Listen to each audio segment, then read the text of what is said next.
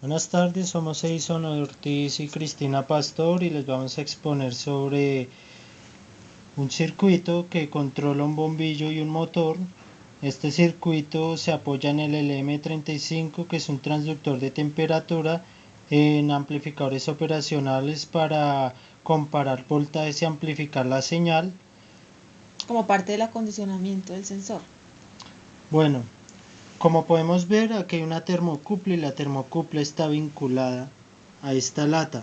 Por dentro está el LM35, como después les mostraré, y está también en contacto con la termocupla. En estos momentos se está enfriando la lata donde están ubicados para obtener este valor en grados centígrados, 7 grados centígrados. Esos 7 grados centígrados con respecto a con respecto al voltaje que genera el LM35 son aproximadamente 770 milivoltios. En este momento vemos 800 porque estamos a una de las salidas del amplificador operacional. Ahorita vamos a ver la salida, que es 0.94 voltios.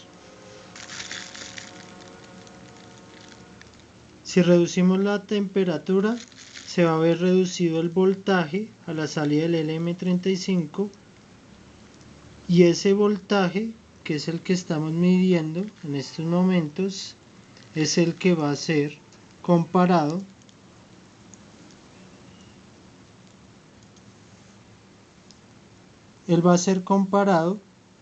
aquí en este punto por este amplificador operacional. Va a entrar a la salida inversora. El voltaje va a ser comparado con respecto a el voltaje que hay a la salida de este divisor de tensión compuesto por un resistor que está acá abajo y casi no se nota, y este potenciómetro.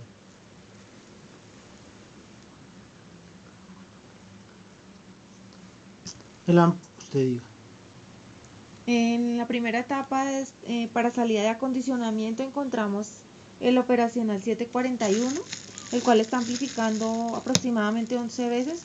Lo configuramos con una RF de 10K y un resistor de entrada de 1K. Como es un inversor, está aproximadamente amplificando 11 veces. Esta salida de este operacional llega a dos comparadores. Uno es un no inversor y el otro es el inversor. El inversor lo tenemos acá para prender el bombillo, y el no inversor lo tenemos para prender el motor. El bombillo prende por debajo de lo que tiene el divisor de tensión, o sea, por debajo de 0.804 voltios, 804 milivoltios. Acá, como tenemos a la salida de este amplificador, que es el que hace la amplificación del LM35, están saliendo 648,52, y debido a que es más positiva la señal del divisor de tensión, entonces polariza este tip NPN 41C, el cual es un NPN y se polariza en voltaje base emisor con 0,7 voltios, como sabemos.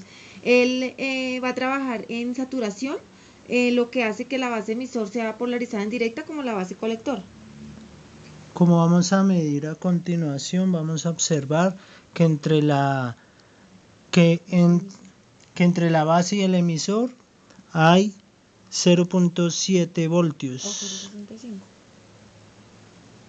como vemos acá, en este momento 754 milivoltios o 0,774 milivoltios. Con eso estamos activando el transistor y lo estamos llevando a la zona de saturación, lo que hace que active por su colector que está conectado la carga, que en nuestro caso es el bombillo. el cual se encuentra configurado con un diodo antiparalelo para protección del transistor. Aquí lo encontramos el diodo en antiparalelo.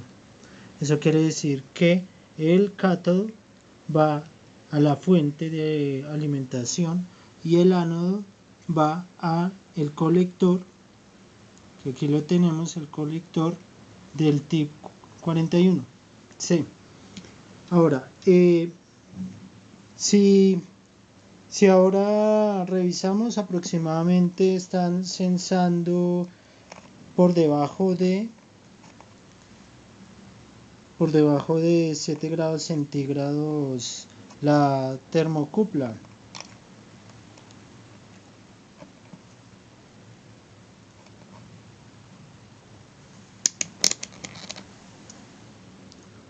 En estos momentos 5 grados centígrados. Ahora, si retiramos el hielo que está ahí y vemos cómo asciende la temperatura, como dijimos, por encima de la temperatura a la que fue programado, se va a apagar la bombilla. Ahora, como vemos, en 8 grados centígrados se apagó la bombilla. Vamos a ver por qué, revisando qué es lo que está pasando en el voltaje en el comparador.